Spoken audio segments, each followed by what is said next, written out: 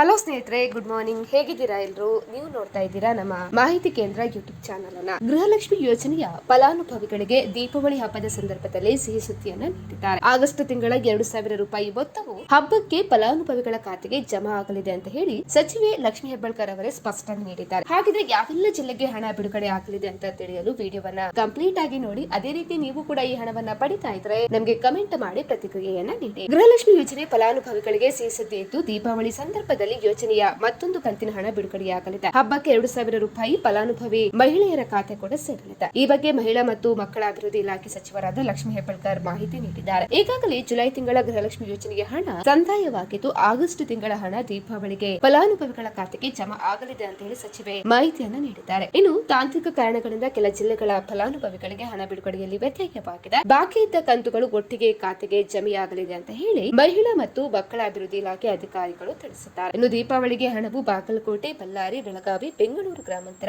ಬೆಂಗಳೂರು ನಗರ, ಬೀದರ್, ಚಾಮರಾಜನಗರ, ಚಿಕ್ಕಬಳ್ಳಾಪುರ, ಚಿಕ್ಕಮಗಳೂರು, ಚಿತ್ರದುರ್ಗ, ದಕ್ಷಿಣ ಕನ್ನಡ, ದಾವಣಗೆರೆ, ಅದೇ ರೀತಿ ಧಾರವಾಡ, ಗದಗ, ಕೋಲಾರ, ಕೊಪ್ಪಳ, ಮೈಸೂರು, ರಾಯಚೂರು, ರಾಮನಗರ, ಶಿವಮೊಗ್ಗ, ತುಮಕೂರು, ಉಡುಪಿ, ಉತ್ತರ ಕನ್ನಡ ಜಿಲ್ಲೆಗಳಿಗೆ ಬಿಡುಗಡೆಯಾಗಲಿದೆ. ಇನ್ನು ಗೃಹಲಕ್ಷ್ಮಿ ಯೋಜನೆಯಡಿ ಸುಮಾರು 21 ಕಂತುಗಳು ಅಂದ್ರೆ ಬರೋಬ್ಬರಿ 42,000 ರೂಪಾಯಿ ಲಕ್ಷಾಂತರ ಮಹಿಳೆಯರ ಖಾತೆಗೆ ಜಮಾ ಆಗಿದೆ ಅಂತ ಹೇಳಿ ಮಹಿಳಾ ಮತ್ತು ಮಕ್ಕಳ ಕಲ್ಯಾಣ ಇಲಾಖೆ ಸಚಿವೆ ಲಕ್ಷ್ಮಿ ಹೆಬ್ಬಾಳ್ಕರ್ ಅವರು ಮಾಹಿತಿ ನೀಡಿದ್ದು, ಆದಷ್ಟು ಬೇಗ ಬಾಕಿ ಕಂತಿನ ಹಣ ಬಿಡುಗಡೆಯಾಗಲಿದೆ ಅಂತ ಕೂಡ ಲಕ್ಷ್ಮಿ ಹೆಬ್ಬಾಳ್ಕರ್ ಅವರು ಸ್ಪಷ್ಟನೆ ನೀಡಿದ್ದಾರೆ. ಸ್ನೇಹಿತರೆ, ನಿಮಗೆ ಈ ಮಾಹಿತಿ ಖುಷಿ ನೀಡಿದಲ್ಲಿ ನಮಗೊಂದು ಈ ವಿಡಿಯೋಗೊಂದು ಲೈಕ್ ಅನ್ನು ಕೊಡಿ. ಅದೇ ರೀತಿ ಮತ್ತಷ್ಟು ಅಪ್ಡೇಟ್ ಗಾಗಿ ನಮ್ಮ ಚಾನೆಲ್ ಅನ್ನು ಕೂಡ ನೀವು ಸಬ್ಸ್ಕ್ರೈಬ್ ಮಾಡ್ಕೊಳ್ಳಿ.